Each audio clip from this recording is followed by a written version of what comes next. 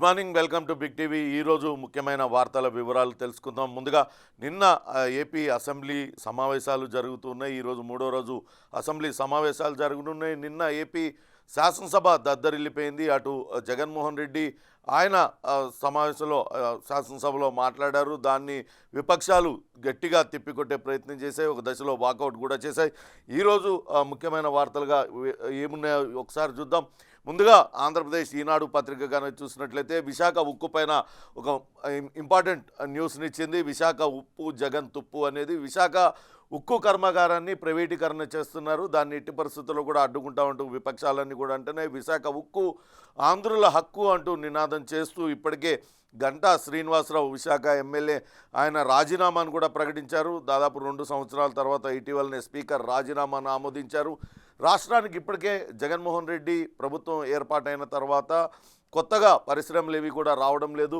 ఉన్న పరిశ్రమలను కాపాడుకునే ప్రయత్నం కూడా చేయడం లేదు. దాన్ని ప్రైవేటీకరణ చేస్తుంటే జగన్మోహన్ రెడ్డి మిన్నకుండి ఉండిపోయారు అంటూ ముఖ్యమైన వార్తగా ఇచ్చారు.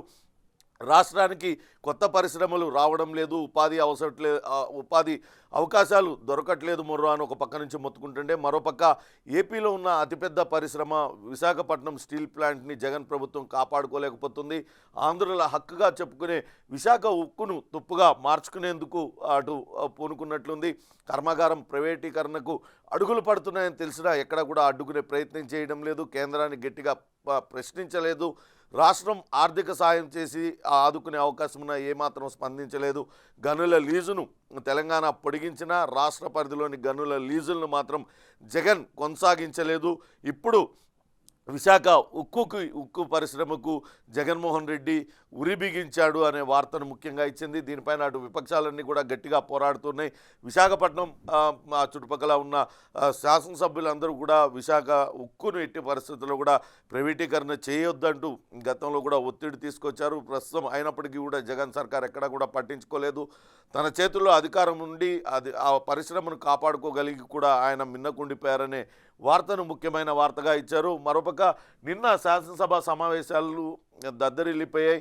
ఏ ప్రభుత్వం వచ్చినా 8 పథకాలు అమలు చేయవలసిందేనంటూ జగన్మోహన్ రెడ్డి నిన్న శాసనసభలో ఆయన ప్రసంగించారు. వాటిని ఎవరూ తొలగించలేరు. ఏడాదికి 52,700 కోట్లు ఖర్చు చేస్తాం, పూర్తి మెజారిటీతో గెలుస్తాం, పూర్తి స్థాయి బడ్జెట్ను కూడా ప్రవేశపెడతామంటూ ఆయన చెప్పారు. ఈరోజు మరి కాసేపట్లో ఓట్ ఆన్ అకౌంట్ బడ్జెట్ను ప్రవేశపెట్టనున్నారు.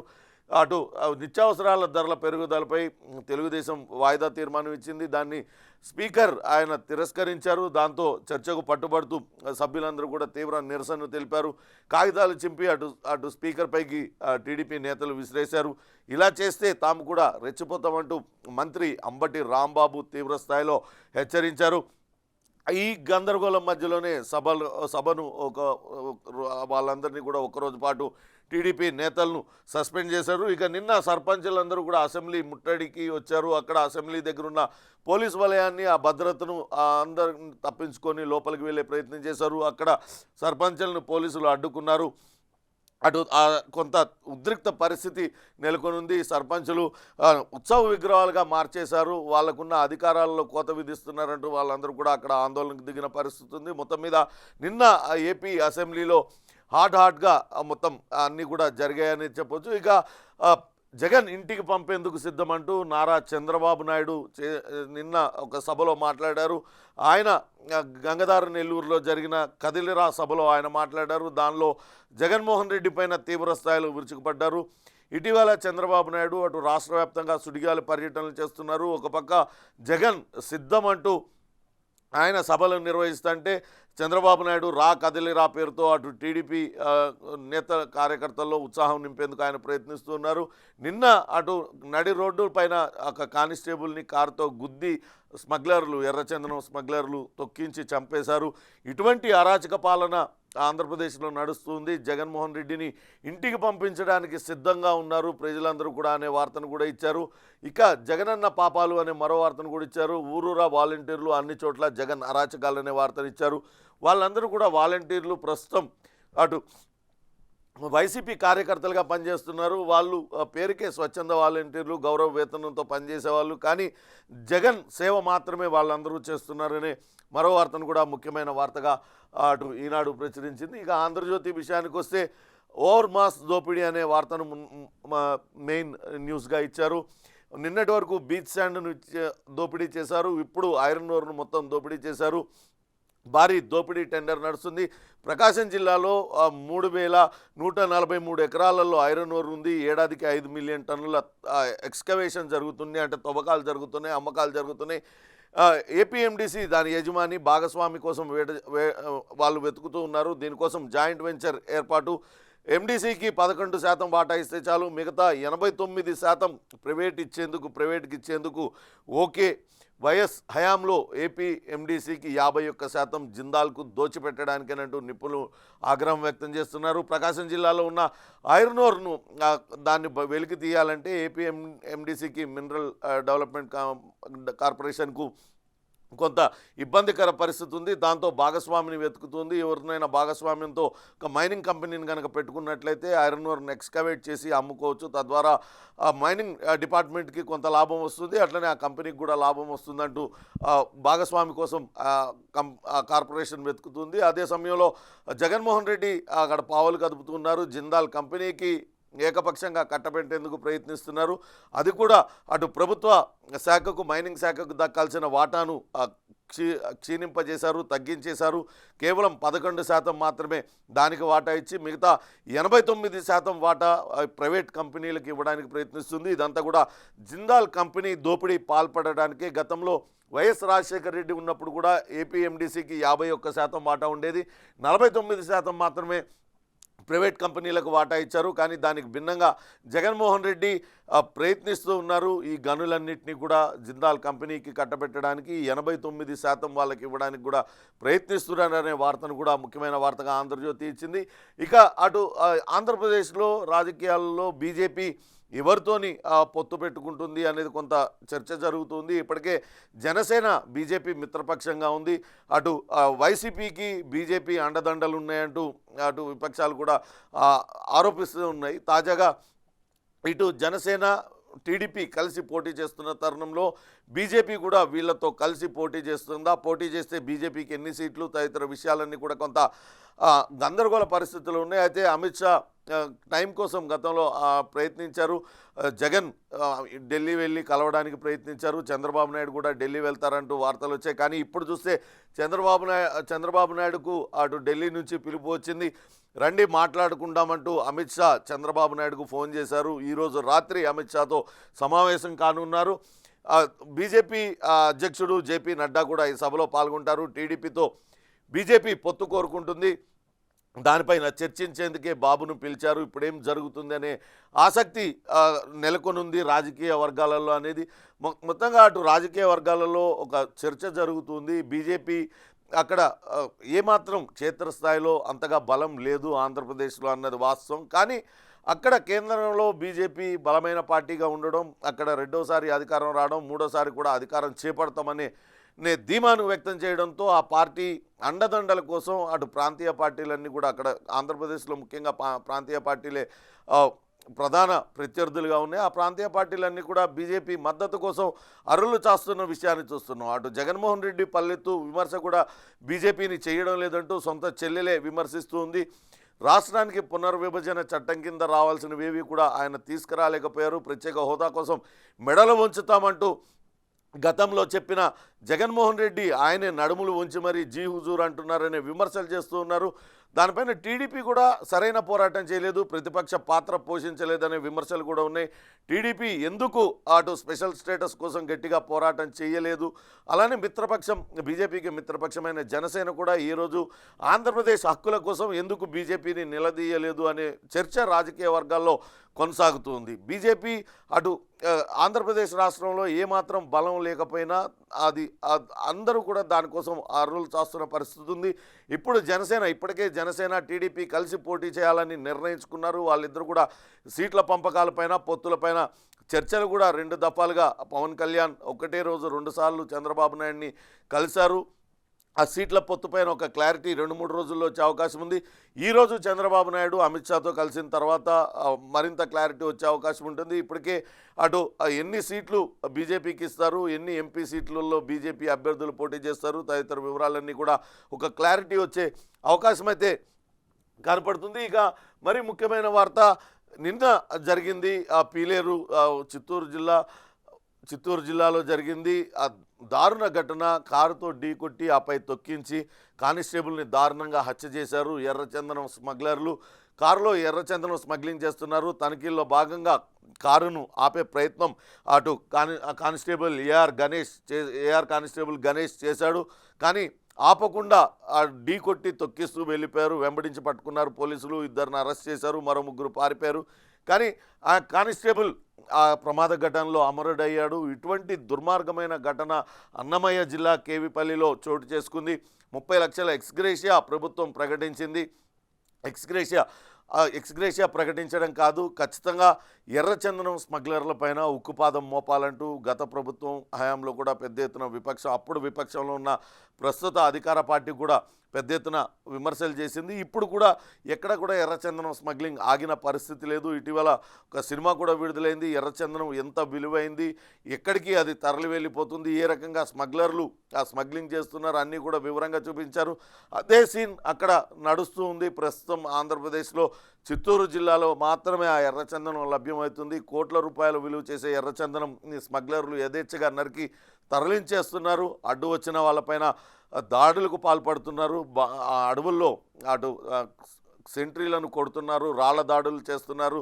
తాజాగా కార్లతో తొక్కించి చంపేంత వరకు కూడా వచ్చింది. కాబట్టి స్మగ్లర్లకు అడ్డుకట్ట వెయ్యాలి అంటూ అటు ప్రతిపక్షాలన్నీ కూడా డిమాండ్ చేస్తున్నాయి. అటు పోలీసు అధికారులు కూడా ఈ ఘటనపైన చాలా తీవ్రంగా స్పందించారు. ఖచ్చితంగా రాబోయే రోజుల్లో అటు ఎర్రచందనం స్మగ్లర్లపైన ఉక్కుపాదం మోపే అవకాశం ఉంటుంది. గతంలో అప్పట్లో ఎస్టీఎఫ్కి ఆయన మాగంటి కాంతారావు ఐపీఎస్ అధికారి, ఆయన చీఫ్గా ఉండేవాళ్ళు. ఆ సమయంలో ఒకే రోజు ఎర్రచందనం స్మగ్లింగ్కి పాల్పడుతున్న స్మగ్లర్లు పోలీసులపైకి దాడికి ప్రయత్నిస్తే ఆయన ఎన్కౌంటర్ చేసి దాదాపుగా 20 మందికి పైగా ఒకటే రోజు మట్టుబెట్టారు స్మగ్లర్లు. ఆ సమయంలో కొంతవరకు స్మగ్లింగ్ ఆగిపోయింది. తిరిగి మళ్ళీ స్మగ్లర్లు రెచ్చిపోతూ ఉన్నారు. మరొకసారి వాళ్ళపైన ఉక్కుపాదం మోపాల్సిన అవసరం ఉందంటూ అటు పోలీసు అధికారులు భావిస్తున్న పరిస్థితి అయితే ఉంది. మొత్తం మీద అటు మరొక ముఖ్యమైన వార్త, వరుసగా ఆంధ్రజ్యోతి కథనాలు చేస్తూ ఉంది అధికార పార్టీ ఎమ్మెల్యేలకు సంబంధించి. ఈరోజు అనంతపురం జిల్లాలోని ఒక నియోజకవర్గ కేంద్రానికి సంబంధించిన వార్తనిచ్చారు. అక్కడ ఎమ్మెల్యే సోదరులు ఇద్దరు కూడా అడ్డగోలు దోపిడీ చేస్తూ ఉన్నారు. మండలాల వారీగా పంచుకొని వసూలుకు పాల్పడుతున్నారు. కియాలో బినామీల పేరుతో అక్రమంగా డబ్బులు కూడబెట్టుకుంటున్నారు. ఉద్యోగులు తరలించే వాహనాలు వాళ్ళవే, కార్మికుల వేతనాల్లోనూ కష్టాలు, కమిషన్లు, రియల్ ఎస్టేట్, ఇసుక తవ్వకాల్లో దందాలు, అక్రమ సంపాదనతో భారీ వెంచర్, 400 ఎకరాల విలువైన భూములు కొనుగోలు, స్థానిక వ్యతిరేకతతో సదరు నేత బదిలీ అయ్యారంటూ వార్తనిచ్చారు. ఇక్కడ కియా పైన గతంలో కూడా అక్కడ అనంతపురం ఎంపీ గోరంట్ల మాధవ్ కొన్ని వ్యాఖ్యలు చేశారు. అక్కడ కియా పరిశ్రమ అక్కడి నుంచి తరలి వెళ్ళిపోయేంత వరకు ఈ వైసీపీ నేతలు అరాచకాలకు పాల్పడుతున్నారంటూ టీడీపీ నేత కూడా విమర్శించారు. ఎంతో కష్టపడి కియా కంపెనీని అనంతపూర్కి తీసుకురాగలిగాం, కానీ అక్కడ ఆ కంపెనీ ప్రతినిధులతో స్థానిక ప్రజాప్రతినిధులు కొంతవరకు దురుసు ప్రవర్తన ఉంది. వాళ్ళని మామూళ్ళ కోసం హింస పెడుతూ ఉన్నారు. వాళ్ళని రకరకాల డిమాండ్స్ చేస్తూ వాళ్ళని ఇబ్బందులకు గురి చేస్తున్నారు. దాంతో కియా ప్రతినిధులు పదే దీనిపైన ఫిర్యాదులు చేస్తూ ఉన్నారు. ఇప్పుడు చూస్తే ఆ కియా కంపెనీలో వాహనాలు, ఆ ఉద్యోగులను తరలించే వాహనాలు వారివే, కియాలో బినామీల పేరుతో అక్రమార్జన, కియాలో కార్మికులకు ఇచ్చే వేతనాల్లో కూడా కమిషన్లు తీసుకుంటున్నాడంటూ అక్కడ స్థానిక ఎమ్మెల్యే పైన ఒక కథనాన్ని ఇచ్చారు. ఇక సాక్షి విషయానికి వస్తే నిన్న ఆంధ్రప్రదేశ్ అసెంబ్లీలో జరిగిన విషయాన్ని ముఖ్యమైన వార్తగా ఇచ్చారు. మళ్ళీ జగన్మోహన్ రెడ్డి తానే ప్రభుత్వాన్ని ఏర్పాటు చేయబోతున్నాననే ధీమాను నిన్న అసెంబ్లీలో ఆయన వ్యక్తం చేశారు. అదే వార్తను ఇచ్చారు. మళ్ళీ మన ప్రభుత్వం ఏర్పడుతుంది, చేయగలిగిందే చెప్పాం, చెప్పింది చేశామంటూ శాసనసభలో సీఎం జగన్మోహన్ రెడ్డి అన్నారు. ఆర్థిక సంక్షోభం ఉన్న కోవిడ్ను కూడా ధీటుగా ఎదుర్కొన్నామని చెప్పారు. సవాళ్లకు ఎదురొడ్డి ప్రజలకు అండగా నిలిచాం. 99% హామీలను చిత్తశుద్ధితో అమలు చేశాము. డీబీటీ, నాన్ డీబీటీతో 4.31 లక్షల కోట్లు ప్రజలకు అందించాము. మాపై వ్యతిరేకత ఉంటే ప్రతిపక్షాలు ఎందుకు ఏకమవుతున్నాయి, నన్నొక్కడిని ఎదుర్కోవడానికి ఇన్ని పార్టీలు ఎందుకు ఏకమవుతున్నాయి అంటూ జగన్మోహన్ రెడ్డి ప్రశ్నిస్తున్నారు. 2 జాతీయ పార్టీలతో చంద్రబాబుకు అవగాహన ఎందుకు, అప్పులపై ఎల్లో గ్యాంగ్ దుష్ప్రచారం చేస్తుంది, బాబు హయాంలోనే అధికంగా అప్పులు చేశాం, సంక్షేమ పథకాలతో రాష్ట్రం శ్రీలంక అవుతుందంటూ చంద్రబాబు నాయుడు అసత్య ప్రచారాలు చేస్తూ ఉన్నారు. మళ్ళా దగా చేసేందుకే బాబు 6 వాగ్దానాలు. చంద్రబాబు సంపద సృష్టి అంతా అబద్ధమే. ఆయన పేరు చెప్తే గుర్తొచ్చే పథకం ఒక్కటైనా ఉందా? ఆయన నమ్మితే బంగారు కడియం ఇస్తానన్న పులిని నమ్మినట్టే అంటూ నిన్న శాసనసభలో జగన్మోహన్ రెడ్డి చేసిన ప్రసంగాన్ని ముఖ్యమైన వార్తగా ఇచ్చారు. మళ్ళీ జగన్మోహన్ రెడ్డి ఆయన చాలా ధీమా వ్యక్తం చేస్తున్నారు. తానే తిరిగి ప్రభుత్వాన్ని ఏర్పాటు చేశాం. ప్రజలకు గతంలో ఎన్నికల సందర్భంగా ఇచ్చిన హామీలలో 99% హామీలను చిత్తశుద్ధితో అమలు చేశాము. నా ఒక్కడిని ఎదుర్కోవడానికి చంద్రబాబు నాయుడు 2 జాతీయ పార్టీలతో అవగాహన పెట్టుకున్నాడు. ప్రతిపక్ష పార్టీలన్నీ కూడా ఏకమవుతూ ఉన్నాయి. కేవలం నన్ను ఓడించడానికి. ప్రజల్లో ఒకవేళ వ్యతిరేకత ఉంటే వాళ్ళు ఎవరైనా సరే ఒంటరిగా పోరాటం చేయొచ్చు కదా, ఒంటరిగా పోటీకి దిగవచ్చు కదా. కానీ అందరూ కలిసి ఎందుకు పోటీ చేస్తున్నారు అంటే ప్రజలలో నా పైన వ్యతిరేకత లేదు, నేను విశ్వసనీయతతో పాలన కొనసాగిస్తున్నాననే వ్యాఖ్యలు నిన్న జగన్మోహన్ రెడ్డి చేశారు. వాళ్ళకి సంబంధించిన ఆ వార్తను ముఖ్యంగా ఇచ్చారు. మరో ముఖ్యమైన వార్త, సర్క్యులేషన్ కోసం ఏమైనా చేస్తారు, నేను ఎలాంటి వ్యాఖ్యలు చేయలేదు అంటూ అటు జస్టిస్ మల్లికార్జునరావు అసంతృప్తి వ్యక్తం చేశారు. యథాలాపంగా మాట్లాడే ఎలాంటి కామెంట్లు చేయలేదంటూ ఆయన ఒక వార్తనిచ్చారు. నిన్న అటు ఏలూరు సాంబశివరావుకు సంబంధించి ఒక ఆయనకు నోటీసులు జారీ చేసింది. ఆయన సంస్థల్లో పోలీసులు ఇతర సంస్థలు దర్యాప్తు చేశాయి. దానిపైన ముందస్తు బెయిల్ పిటిషన్ కోసం ఆయన అప్లై చేసుకున్నారు. దానికి సంబంధించి కొంత కోర్టు తీవ్ర స్థాయిలో వ్యాఖ్యలు చేసిందంటూ నిన్న వార్తలు వచ్చాయి. పోలీసులు బరితెగించి ప్రవర్తిస్తే వాళ్ళను అరెస్ట్ చేస్తామంటూ కోర్టులు వ్యాఖ్యానించింది, న్యాయమూర్తి వ్యాఖ్యానించారంటూ వార్త వచ్చింది. ఆ వార్తకు సంబంధించి ఒక క్లారిటీ ఇచ్చారు. యథాలాపంగా మాట్లాడా, ఎలాంటి కామెంట్లు చేయలేదు అంటూ ఈనాడు రాతలపైన జస్టిస్ మల్లికార్జునరావు అసంతృప్తి వ్యక్తం చేశారనే వార్తను సాక్షి పత్రిక ప్రచురించింది. ఇక మరో ముఖ్యమైన వార్త, అటు ఆంధ్రప్రదేశ్లో షర్మిల పిసిసి అధ్యక్షురాలుగా బాధ్యతలు చేపట్టిన తర్వాత కొంతవరకు కాంగ్రెస్కు కెరీర్ గ్రాఫ్ పెరుగుతూ ఉంది. అక్కడ తిరిగి ఆ పార్టీని వీడి వెళ్ళిపోయిన ఎమ్మెల్యేలందరూ కూడా పార్టీ వైపు రావడానికి ప్రయత్నిస్తున్నారు. ఇంతకాలం స్తబ్దుగా ఉన్న కార్యకర్తలందరూ కూడా తిరిగి మరోసారి చైతన్యవంతులయ్యారు. షర్మిల రాకతో కాంగ్రెస్ పుంజుకుంటుంది, చేయలేస్తుంది అనే శీర్షికతో ఆ వార్తనిచ్చారు. ముస్లిం మైనారిటీలు, ఎస్సీ ఎస్టీలపైన కాంగ్రెస్ దృష్టి పెట్టింది. ఇప్పటికే అక్కడ పూర్తి స్థాయిలో కాంగ్రెస్ క్యాడర్ అంతా కూడా నిస్తేజంగా మారిపోయింది. కానీ ఇప్పుడు జవసత్వాలు కూడా తీసుకోవడానికి కాంగ్రెస్ పార్టీ అన్ని ప్రయత్నాలు చేస్తుంది. పార్టీకి సాంప్రదాయ ఓట్ బ్యాంకులుగా ఉన్న ముస్లిం మైనారిటీలు, ఎస్సీ ఎస్టీలను తిరిగి రాబట్టుకోవడం పైన ప్రత్యేక దృష్టి సారించాయి.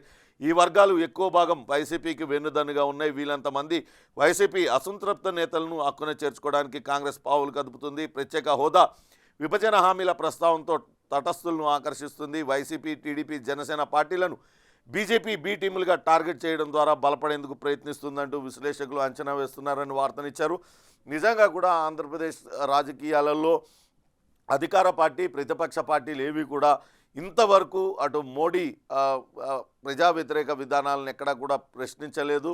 అటు ఆంధ్రప్రదేశ్కి రావాల్సిన హక్కుల కోసం ఎక్కడ కూడా గట్టిగా నిలదీసిన పని లేదు. కానీ షర్మిల ఏపీ పిసిసి అధ్యక్షురాలుగా బాధ్యతలు చేపట్టడంతోనే నేరుగా మోడీ పైన మోడీని టార్గెట్ చేశారు. ఆంధ్రకు రావాల్సిన హక్కుల సాధన కోసం తాను పోరాడతానంటూ ఢిల్లీ వెళ్ళి మరీ అక్కడ ఆమె నిరసన తెలిపి వచ్చారు. ఇండియా కూటమి సభ్యులందరి మద్దతు కూడగట్టేందుకు ప్రయత్నించారు. వాళ్ళందరినీ కూడా కలిశారు. పార్లమెంట్లో ఆంధ్రప్రదేశ్కి రావాల్సిన హక్కుల కోసం గొంతెత్తాల్సిందిగా వాళ్ళందరినీ కోరారు. ప్రస్తుతం కాంగ్రెస్ పార్టీకి మొదటి నుంచి కూడా ముస్లిం, ఎస్సీ ఎస్టీ ఓటర్లు సాంప్రదాయ ఓటర్లుగా ఉన్నారు. అదంతా కూడా కాంగ్రెస్ ఓట్ బ్యాంక్గా ఉంది. కానీ మొన్న రాష్ట్ర విభజన తర్వాత కాంగ్రెస్ పార్టీ పైన తీవ్ర వ్యతిరేకత ఆంధ్రప్రదేశ్లో వచ్చింది. దాంతో పార్టీ అంతా కూడా కొంత నష్టపోయిన పరిస్థితి ఉంది. తిరిగి కోలుకోలేని పరిస్థితి. ఇప్పటికే 3 పీసీసీలను అటు ఏఐసీసీ మార్చింది. కానీ ఎక్కడా కూడా కాంగ్రెస్ పార్టీ జవసత్వాలు కూడా తీసుకోలేకపోయింది. కానీ ఇప్పుడు షర్మిల రాకతో అక్కడ కొంతవరకు సీన్ మారింది. నేరుగా అన్న చేసిన అన్నపైనే విమర్శలు చేస్తుంది. రాజశేఖర్ రెడ్డి 90% అభివృద్ధి చేస్తే మిగతా 10%లో 1% కూడా జగన్మోహన్ రెడ్డి అక్కడ చేయలేకపోయాడు జగన్ రెడ్డి అంటూ నేరుగా అన్నపైన విమర్శలు చేస్తూ అటు వైసీపీలో ఉన్న అసంతృప్తులను తన వైపు తిప్పుకునేందుకు ప్రయత్నిస్తున్నారు. కొంతవరకు రాజకీయాల నుంచి క్రియాశీలకంగా లేని కాంగ్రెస్ నేతలందరినీ కూడా కలుస్తూ తిరిగి కాంగ్రెస్ పార్టీలో చేర్చి కాంగ్రెస్ పార్టీని బలోపేతం చేయడం కోసం షర్మిల పనిచేస్తున్నారు. ఇప్పుడు కాంగ్రెస్కు కొంత జవసత్వాలు కూడా తీసుకుంటుంది, చెయ్యి పైకి లేస్తుంది అనే వార్తను దిశ పత్రిక ముఖ్యమైన వార్తగా ఇచ్చింది. ఇక నిన్న అటు అసెంబ్లీలో దద్దరిల్లిపోయింది సభ అనే మరో ముఖ్యమైన వార్తగా కూడా ఇచ్చారు. క్లియర్గా చూడొచ్చు. అటు టీడీపీ సభ్యులందరూ కూడా పోడియం వద్ద చేరి తాము ఇచ్చిన వాయిదా తీర్మానాన్ని వెంటనే చేపట్టాలంటూ ఆ సభ పోడియం వద్ద నిరసన తెలుపుతున్నారు. స్పీకర్ దానికి నిరాకరించారు. అయినప్పటికీ ఎక్కడ టీడీపీ సభ్యులు వెనక్కి తగ్గకపోవడంతో వాళ్ళందరినీ కూడా ఒకరోజు సస్పెండ్ చేశారు. ఇక గంటా రాజీనామా ఆమోదం అసెంబ్లీలో నిన్న స్పీకర్ ప్రకటించారు. గంటా అటు విశాఖ ఉక్కు పరిశ్రమను కాపాడుకోవాలి, విశాఖ ఉక్కు కోసం తాను శాసనసభ్యత్వానికి రాజీనామా చేస్తున్నానంటూ 2 ఏళ్ల క్రితమే ఆయన ప్రకటించారు. దానికి సంబంధించి ఇటీవల స్పీకర్ ఆ రాజీనామాను ఆమోదించారు. దానికి సంబంధించిన ప్రకటన నిన్న ఆంధ్రప్రదేశ్ శాసనసభలో వెల్లడించారు. స్పీకర్ అనే వార్తనిచ్చారు. మొత్తం మీద ఆంధ్రప్రదేశ్లో అటు శాసనసభ వాడి వేడిగా జరుగుతుంది. ఈరోజు శాసనసభలో బడ్జెట్ ప్రవేశపెట్టడానికి సిద్ధమవుతున్నారు. మరోపక్క విపక్ష సభ్యులు కూడా తాము ఇచ్చిన తీర్మానాలపైన చర్చ జరపాలంటూ పట్టుబడుతున్న పరిస్థితి ఉంది. ఈరోజు శాసనసభలో ఏం జరుగుతుంది అనేది వేచి చూడాలి.